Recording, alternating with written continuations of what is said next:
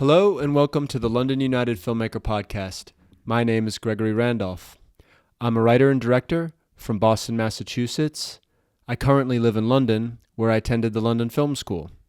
This podcast is an opportunity for me to tell you about emerging filmmakers currently active in the UK from around the world.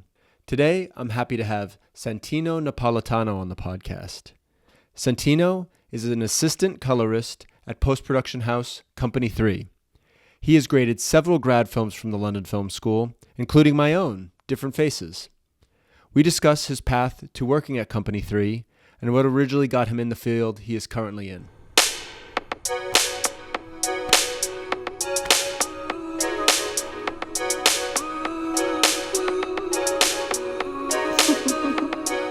Santino Napolitano, thank you so much for being on the London United Filmmaker Podcast. How are you?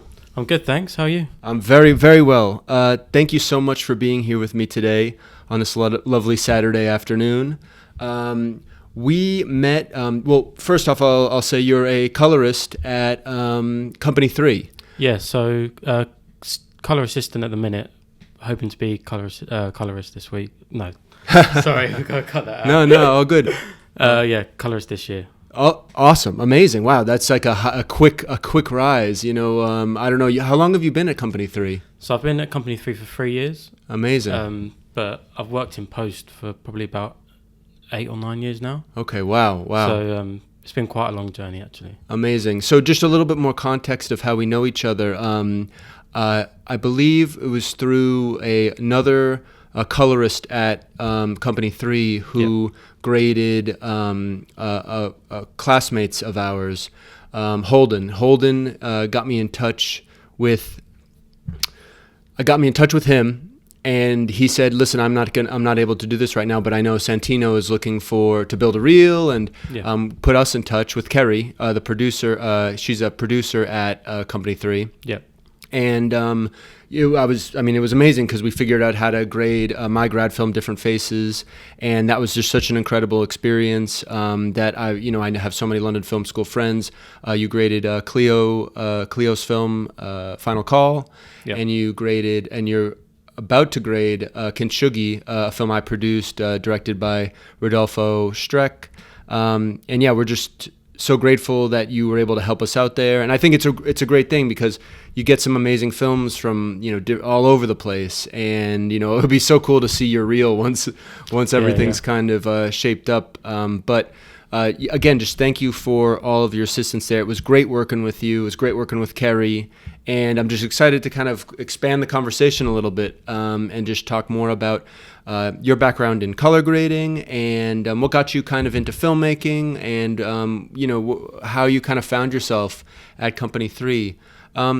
So we were talking briefly off camera just about how long you've been working in post-production, but again, with this podcast I like to start at the beginning. So my question is, what got you into grading? What got you into post-production? What got you into filmmaking in general? Was it a specific movie? Was it family member? I'd love to hear more about the initial stages. Yeah, so I originally did a graphic design sort of. I should probably start a bit earlier than that. So I was always into art and always loved film, but sort of just watching film. We didn't really have a film course in secondary school, but then I did media at A-level and I loved that. We made like a music video, and I remember just showing it to all the class and everyone loved it and thought it was hilarious, and that sort of really took over my passion for media. But then I ended up doing a foundation course in graphic design at Ravensbourne. I never really sort of took to it. I never really enjoyed it.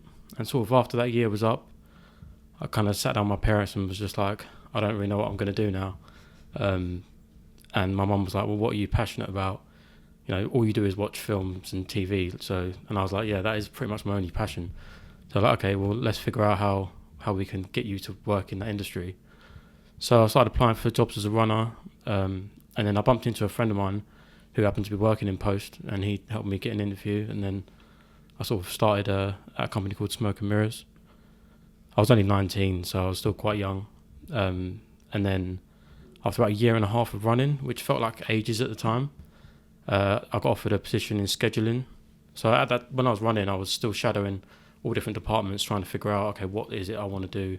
Because there's so many different departments and different things in post that I was kind of just trying to pick the right one, and I would shadow and learn for the role, but I'd always get overlooked if a position came up, or they would just get rid of the position. So I got offered a job in scheduling, which kind of leads into producing, and I took that just as a sort of way to get out of running. And after a year and a half, I was made redundant, so I was kind of like, back to square one. I wasn't sure what I was going to do, so I was just applying for different jobs. I was applying for runner positions again, because I knew that I wanted to be sort of more hands-on creative. I didn't want to get into post-producing, but my experience was kind of leading me in that direction. And then I saw a job come up for colour grade and scheduler at NPC, and I thought, okay, I'll just apply for NPC? NPC Moving Picture Company. Got it. Which at the time was like a really big sort of post house. Worked on like amazing stuff. I remember they're based on Wardour Street. Uh-huh. You might have seen like the big NPC. Oh, yeah. I don't think it's there anymore, but so yeah, I remember as soon as I walked into reception, I was like, I could work here. Like it just had like a good vibe about it. And then that's when I first met Alora, who was head of colour production. And we just Alora is so head of colour production at MPC. Yeah. Huh. And we sort of clicked sort of instantly, and then she offered me the job and I took it. And she was sort of instantly like sort of took me under her wing and was just taught me everything. And I originally said to her, I don't want to be a producer. I still want to do something more hands-on and creative, but I'm just not sure what that is yet. And she was completely fine about it. I completely understood. So whilst I was at NPC, I sort of learnt the scheduling part and learnt that sort of producing side. And she took me under her wing and was like a big mentor and sort of taught me everything, because she's been working in the industry for 25 years. Yeah. She has so much knowledge. Like you could name any commercial or any film and she'll be able to tell you who graded it, who directed it, who DOP'd it from the past 25 years. So so she was very prominent in commercial. Yeah. Interesting. Yeah, wow, definitely. Cool.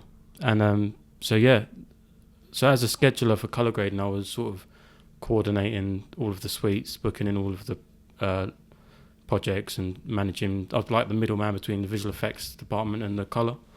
And I had no idea about colour at that time. You know, I learned everything about it sort of at MPC, and I was lucky because I was able to build a good relationship with all the colourists. I would sit in the suites all day and greet the clients, and so it kind of gave me a different perspective at that point to what most people sort of going into colour from as a colourist, sort of like a technical route. So the more I kind of spent in the suites, the more I was kind of like this is what I want to do. Like I think I could do this. So I spoke to Alora and I was like really nervous. I was to say because I didn't come from a technical background. I've always had like a creative background, but never really a technical background. Which even my mum's always said, as long as you have the creative part, the technical stuff you can learn. Yeah. So that's what I did. Basically, I said to Laura, I was like, this is what I want to do. And sort of, is it possible and how can I do it? Because no one goes from scheduling into colour grading. Yeah. It's like, it's just not different the way worlds. It works. Yeah, different worlds. So I was expecting her to kind of be like, probably not. But she was like, I think that will really work for you, and I'm really glad that you said that. And sort of here's what you need to do to make that happen. So yeah, I started training. She gave me homework, which was just watch films, watch TV series, which is what I was doing anyway. It's not really homework for me. So go to art galleries, take photos, and like sort of just train your eye. So yeah, I just started doing that. And then the pandemic hit. So I was put on furlough for 5 months, which was kind of a bit of a setback. So I was a bit like, This was right when you were trying to make that transition a little bit. Like finally decided, this is what I want to do. I'm going to commit to it and treat it sort of. I never did a degree, so this was kind of going to be my degree, sort of on the job, and really treat it that way. So I was furloughed for 5 months, and then once that furlough was up, I was lucky to still keep my job, so I can't complain too much. But I was like, I said to Laura straight away as soon as I came back, I still want this. I still want to make this happen. So straight away, as soon as I could, I started going back into the office. And it was lucky because there was colour suites free, and I was able to spend as much time on the panels and learning base light. And then, I was kind of assisting and scheduling at the same time. Mm-hmm. And I saw the job come up at Company 3. Laura had left at that point, and I saw the job come up at Company 3, and I thought I'm going to apply for it. I'm probably not ready to be an assistant, like colour assistant yet, but I'll give it a go and see what happens. And I interviewed with Dom and Nice. our workflow supervisor Adam. And after the interview, I was like, it'd be my dream to work there, Cool.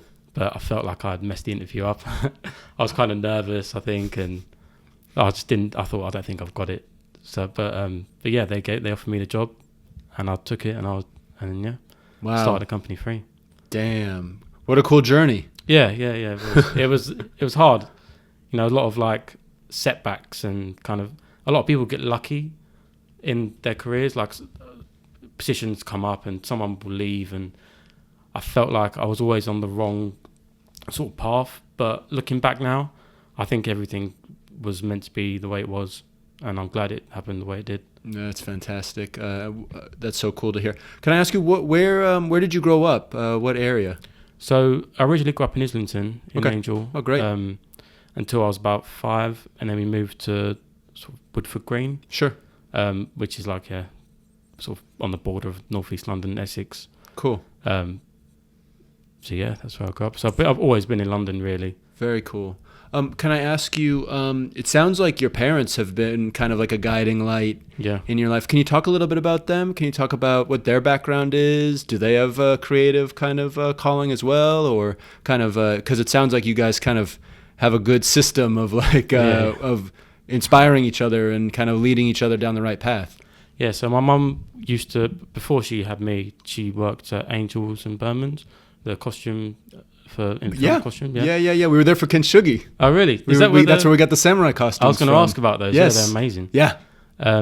So yeah, she worked in the fabrics department there. Oh, cool. But then she sort of gave that up when she had kids, So, and her brothers all went to Ravensbourne, and when I was maybe 14, my uncle was working at Philips as a product designer. Yeah. And he took me to Eindhoven for work experience at the Philips office. I remember walking in there and was like, wow, like this is crazy. And like, it basically was just like, there was this massive table just full of designers. And he was like, okay, here's a bit of paper, here's the brief, just draw all day. And I was like, you get paid to just sit here and draw. Like, that's insane. So I loved that. And that was quite inspiring as well. And wait, can you describe that a little more? What was it that you were, was this? So the brief, I was just there for work experience, but the brief was kind of to make like a sustainable hut for the slums in South Africa. Huh. So it's kind of like so it was kind of like just drawing ideas of these little pods. Cool. And like that are kind of self-sustainable. And this was for what organization that you were? Philips. Philips. Yeah. Okay. And when did you do this? I was 14, so... Oh, cool.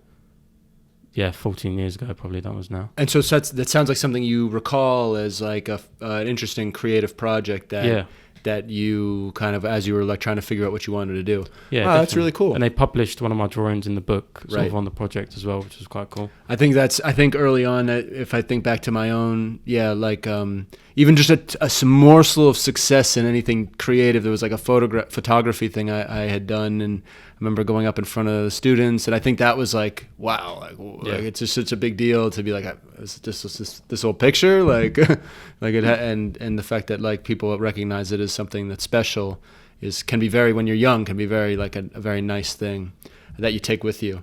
Okay, that's really cool. Can I ask you, so between MPC and Company 3, like that's two amazing companies. Can I ask you, can you recall, maybe, and imagine maybe it would be closer kind of towards as you're doing color assistant work, can you recall a project, if you can, a project or two that really you enjoyed working on, I really would like to talk about Kintsugi and maybe Cleo's film a little bit more, but maybe outside of like the LFS stuff, I would love to hear about a specific project where you learned something, or you were working with someone that you particularly learned something from. It'd be great to hear about that. Yeah, we did.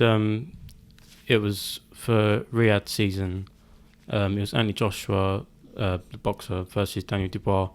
It was a promo for their fight, directed by Guy Ritchie, which was like really cool. Sick. To be able to, I was assisting on that, so sort of prepping the timeline and updating visual effects for Jean Clement, who's the colorist on that project, and Matthew Toulay as well. He graded it as well. But I remember sort of once I prepped it, it was like 6:00, and the DOP Ed Wild was coming in, who works with Guy Ritchie on the Gentleman TV series, and wow. He was coming in, and I sort of handed the project over, and I finished my shift, but I was like, I'm just going to stick around in the suite and just watch, just learn from these two. And wow, that's so cool. That was really cool. Yeah, it was a good experience. And that's what I'm very lucky, to be in the same place as where all of this like cool work is happening. Really high level. Yeah, really high level. The highest level. Can I maybe just however you can, what was that exchange like between such an established DP and such an established colorist? Like what type of thing are they talking about? I mean, I imagine it's just as much as anything that we would talk about for but I'm curious if there are differences, or these people have done this so many times. It would be cool to hear a little bit more about that. Yeah, I mean, they've worked together a few times, so they completely trust each other. And they completely trust Jean Clement. So they were kind of just taking it chill, just going shot by shot. Should we have a look at this shot, and let's pull the contrast here, and sure. sort of play around with that. And yep, that looks good. Next shot, the kind of thing. Like it was more of like just another day in the life type of thing. Yeah, it's more just sort of setting a look, and just having a sort of brief, so that for the rest of the project, they know what they need to do. Very cool. Yeah, I totally see that. Can I ask you, you've been learning from some greats. There's a lot of really great colorists. What do you think is there something recently, or kind of in these past 3 years, that's really been a big learning experience for you as a color grade, as something that you kind of took to heart? Is there, I mean, I know that's kind of like a broad question, but yeah, I'm just curious, like, right, because I imagine there's like a learning curve as you're jumping from producing more and scheduling at MPC into really, really taking coloring, the job of a colorist more seriously. I'd love to hear, like, if you've learned, not like tricks, but kind of like, I imagine part of it is working with the client, right, and making the client feel comfortable and happy and all this stuff. But like, then there's the actual like, looking at the grade. I don't know. I imagine it's a bit difficult, right? There's film stuff, there's digital stuff. I'd love to hear maybe just a little more insights into that. So I look after there's three assistants at the minute, and we all look after 5 color suites. And we've got 6 colorists that we look after. So Jean Clement, Soray, Matthew Toulay, Yuman Lee, Simon Bourne, Stephen Perry, and Dominic Phipps. So these are kind of the big guys. Yeah. Cool. So I'm able to sort of go and sort of if I'm grading a project of myself, I'm able to go and be like, okay, I'm struggling with this shot. Like, what do you think here? And then I've got this piece coming in. Like, can you have a look? What do you think? How should I approach it? And I can go and take bits and pieces from every colorist and kind of then make a decision. Be like, okay, I like what they said about that and their thoughts on that. Wow. And everyone works differently, and everyone's really open to like teaching, which is a big thing, to be able to. It's like a school. It is like a school. In a way, although everyone's really excited about it as well. So if there's like a new tool comes out, everyone's like, "Oh, come and have a look at this! Like, look what I've done with this!" And I'm really lucky in that sense to be in that position and have that opportunity where there's no egos and people aren't sort of like protecting their secret sauce. Sure. Everyone wants to see you do well and help you and teach you. So yeah, that's very clear. Just how you've been able to help students and kind of bring us in. That's yeah, I love that kind of ethos of and I think there's a lot of reasons for that. One that the next. The students are potentially the next voices, and I think that makes a lot of sense. It's really cool to hear. So let's see here. So I've got a great idea of some of your experiences recently at Company 3. Could you tell me a little bit about what it's been like? Right, you have your assistant work where you're assigned tasks, but then you want to build your own reel. And so I think that's kind of where it comes in with my film Different Faces and Cleo's film and Kintsugi. Can you tell me a little bit about what it's like kind of building your own reel and kind of making your own headway as a colorist and kind of creating your own name, right? What's that been like? It's been tough, it's a lot of late nights, especially when the suites are busy and sort of you can't get in the suite until, say, 6 o'clock, or if you don't finish work till 7 o'clock or 8 o'clock, and you have to work late.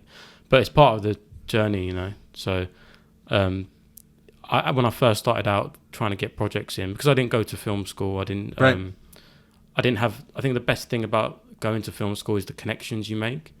And I didn't have those connections. So I kind of had to go and find my own jobs. I was looking on websites like mandy.com and shootingpeople.com and sort of just applying to saying, hey, I'm trying to build a reel. I see you need a colorist. Would you be able to? And no matter how, in fact, I would take on jobs that I could see were shot quite bad. Yeah. And really not matching. And I knew that it was going to be hard. So I would take those jobs on purpose so that it was sort of a way of, not everything you're going to get in life is going to be, or in grading is going to be perfectly, one look and you just apply it on and everything works perfect. I got myself unstuck a few times, especially when I first started out. I'd make my grades probably a bit too complicated. Yeah. So then when it comes to matching, it became really difficult because I had so many things going on. And that's when I would show the colorist and they'd be like, okay, let's break down what you've actually done. What is it how have you actually built your grade? And then so sort of just taking things out, redoing it, making it simpler. I think that was a big learning curve originally. So yeah, cool. That's very cool to hear. Well, I mean, I'm happy to promote you whatever pathways you have, social media, and let people know how to contact you maybe if you're looking for more material. Happy to put any pathways in there that you'd like. We can talk about that after, but just again, I'm appreciative for your help on my film and some of the films I've produced and just friends from LFS. So thank you so much for that. My pleasure. I want to talk a little bit, since it's kind of like a cool connection about Kintsugi a little bit. Definitely. I produced Rodolfo Aguilar Streck's film. We shot 16 millimeter color in Mexico. And then we shot black and white 16 millimeter film in UK at Dartmoor National Park, and we kind of mix it all together. And it's this story about two brothers living in Mexico who imagine themselves as samurai, and it's kind of a coming of age story about a family splitting up. It's got some magical elements to it. But I wanted to talk. I won't be able to be there on Wednesday. It's a 2-day. I believe it's Wednesday, Thursday next week. I believe so. I think so, or. It's something like that, but it'll be from 6 p.m. This is just, I want to give paint a picture of again, emerging filmmakers, what we're doing. You know what I mean? Yeah. We've scheduled from 6 p.m. to 9 p.m. I think 2 days. After I imagine the busy schedule of Company 3 during the day, where Rodolfo, Rory Chambers, and I will go and just sit down and work with Santino to make this film look its best. And so we haven't sat down together to discuss the film, but there's been a lot of email correspondence, as there always is. Sending links, sending elements to make sure that when we get there for next week, everything's squared away and ready to go. Can you tell me just kind of what you think of the film? You don't have, just, and more about what you're thinking grading wise. I'm kind of curious. Obviously, you probably looked at it and kind of have thoughts about it and how it might all go together. But I'm kind of just want to hear just kind of your initial thoughts on it from a color gradist perspective. Yeah. I remember the first time I watched it, because it's 20 minutes long, short film, it had just a Rec 709 LUT on, but it still looked really nice. Yeah. But I kind of wasn't paying attention to the story because my eyes were sort of just okay, I'm going to need to balance that shot. Okay, that shot's going to look nice. Okay. I was more focused. It's hard to watch it without like you're in your bag. Yeah. Kind of just automatically just thinking about, okay, how am I going to approach it? I started grading it last night, and after work, and I said to myself, okay, 9 p.m. I'm out of here. I'm not staying later. And then it got to 10 o'clock, and then it got to 11 o'clock, and I was like, okay, I need to get out of here, you know. Oh my God, I've been there. I'll tell you, I think we've all been there. If you know, you know. If you know, you know. Yeah, definitely. But because I was like, I've got this podcast tomorrow. I need to go home and prep. I'll get out of here at 9 o'clock, and then it was like, just look at this shot. Just have a look at this one. I think it's a really beautiful film, and it's been shot really nice, you know, and it looks amazing on film. Yeah. I've already sort of like seen stills. I'm like, I want to print it out and put it on my wall. You know? It just looks really amazing, like all the samurai stuff, and just the Mexico, and it just works so well. Being shot on film. I think it's a project that's like for Rodolfo to be able to have shot it on film at his grandparents' house and to capture his sort of childhood home in that way is just. I think it's very lucky, and it's amazing, you know. Yeah. It was special to go to his, you know, where he grew up, essentially. You know, the small town outside of Mexico. That's a lot of opening up to people you've met only recently, and so I think that's what he's trying to do with the film is, you know, let everyone into his childhood home and kind of experience some moments. In some ways, when I was watching, I haven't watched the final edit, but when I was watching in the crits, it kind of has a memory log almost kind of feel to it. These different moments that this boy remembers, you know, about kind of what's going on in his family, and then big contrast between, not to give the whole film away, but I think we want to hype these up and make these kind of exciting, is that there's this big contrast between his imagination watching samurai movies and then wanting to become a samurai, and I'm curious to watch the final edit of it, and I won't be able to be there on the Wednesday. I'll be there on the Thursday just to watch maybe the final coloring going on. So again, this is kind of a way to get an audience to kind of feel like what's happening at this level, you know, and what we're trying to do. So this is great. This is such a great like kind of portrait we're painting. So Santino, you had one more project you wanted to talk about? Yeah, so a project I worked on last year called Myself, and it came through production. Director was called Gideon, and DOP was called Julian. And that was a really interesting one for me because they originally sent a PowerPoint of sort of the film sort of in 3 separate sort of portions, and he kind of had like, I don't know what I want, so can you try these 3 different looks in this part, and sort of 3 different looks here, and so it was like 9 different looks all together. So I had to kind of come up with these different looks, and which was really interesting, and it was a really nice project to work on. And then we had a remote call. They're both based in Germany, and so we did a remote grade session, and the grade was perfect. You know, they're both DOPs by trade, so they have like, it was quite technical, like they want shapes here and shapes there, and so it was quite a technical grade. And wow, and they directed this project. Yeah, so Gideon directed it, he's normally a DP, and then Julian Holdsworth, I believe his name is. He was a DP on it. And what's Gideon's last name? Just so Mertz, cool. Yeah, Merz. And it's a short film? It's a passion project. It's you might have seen it on my Instagram. It's the ballerina sort of in these like amazing locations, but the end sequence, which is in like this big white room with massive, like, it's like a huge room with windows and stuff, and in the hallways, so the hallway lights were on in a couple of the shots, but they were off also in a couple of the shots. So the shots where the hallways were off, I had to kind of match them to the hallways that were on, like the lights were on. Yeah.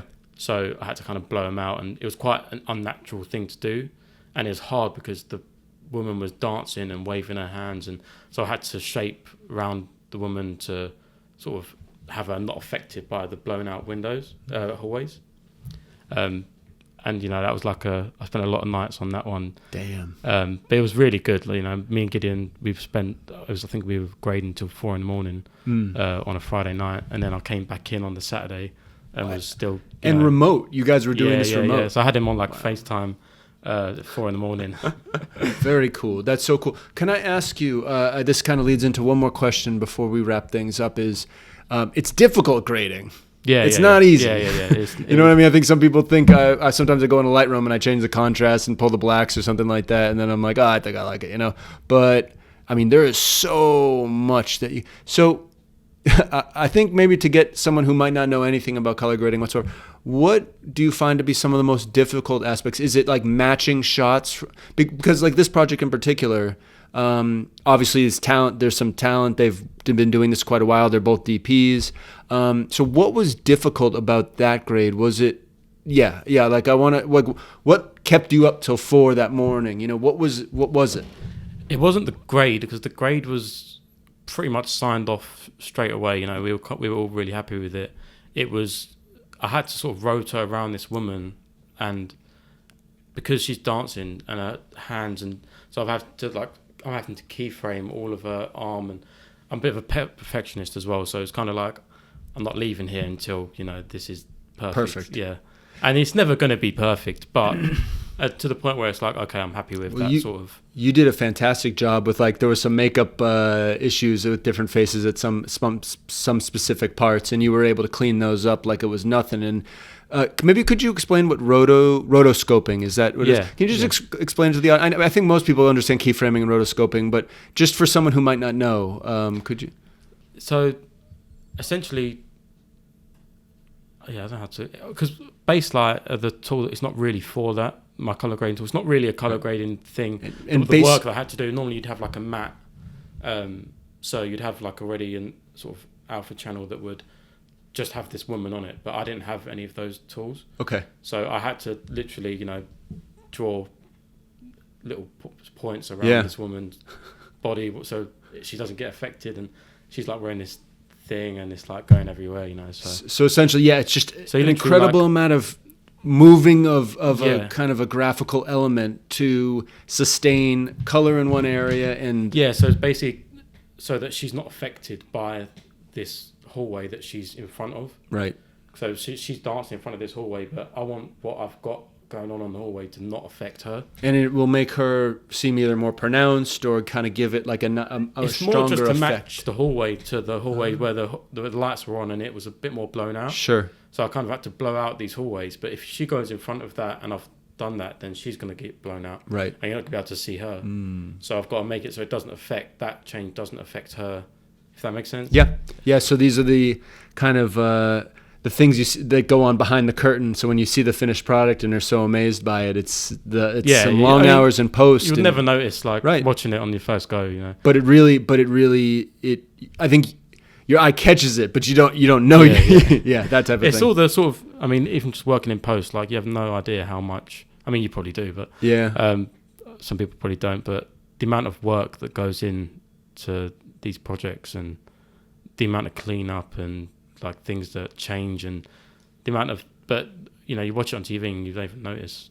So it's all sort of like secret changes and fixes. But there's an amazing amount you can do in post. I mean, a movie you thought you shot one way. I mean, I think Annie Hall is a good example of that, where I think it went through a lot of different. I mean, this is more editing, but you know, it was shot with one idea in mind, and it was completely rearranged in the edit to make it what it was. And that's just one example of like how post-production can change a film, hopefully for the better. You know, 100%. And I'm lucky because, you know, I still get amazed because we normally grade projects or set the look on projects when they've just been shot. So there's loads of plates and no visual effects, and you can see different things. And as you get to see it through the whole process of visual effects, and things start changing, and you get to see the whole pipeline, and it's pretty cool. Yeah. When you compare like the final product to the start, you know. Absolutely cool. This is such a cool insight into what you do. So can I ask you, kind of in wrapping up, I would like to talk about the future a little bit. And I mean, it sounds like Company 3. I mean, where else would you want to be? You know, but can it sounds like you're interested in continuing to kind of rise and become a full colorist. Can you just tell me? I don't want to put words in your mouth. Just tell me what you see in the future. You know, what types of things you'd like to work on. Yeah. So just keep grading more. You know, just work on more projects. I need to get better with social media. You know, I've kind of put it off a lot, but I need to, you know, get better with Instagram and stuff. But yeah, just grade more projects. Keep learning. You know, you never really stop learning. And yeah, you know, just hopefully work on more long form, because we work mainly on sort of short form, so commercials, music videos, short films. So hopefully work on more long form. That'd be pretty cool. And yeah, just keep getting better. You know, every project I do, I get a bit better, or I learn something new. Yeah, and just Awesome. Well, Santino, I just want to thank you so much for being on the podcast. I wish you all the best, and I hope we can work together again soon. And 100%. And thank you so much for your hospitality and just helping us with these few projects at London Film School. You know, from a producer, it's just, I really appreciate it. It makes this whole thing of making grad films like really smooth, and we know we're getting the best quality product we can, because we know how much you guys care over there at Company 3, and just thank you so much. So maybe we can do this again, maybe once you get some more big projects. I feel like there's so much more to learn about color grading. So, and again, this is really meant to highlight emerging filmmakers, and so it'd be great to see your rise as you continue to succeed. So Definitely. Thank you so much, and let's do this again soon. Thank you. Yep. Thanks.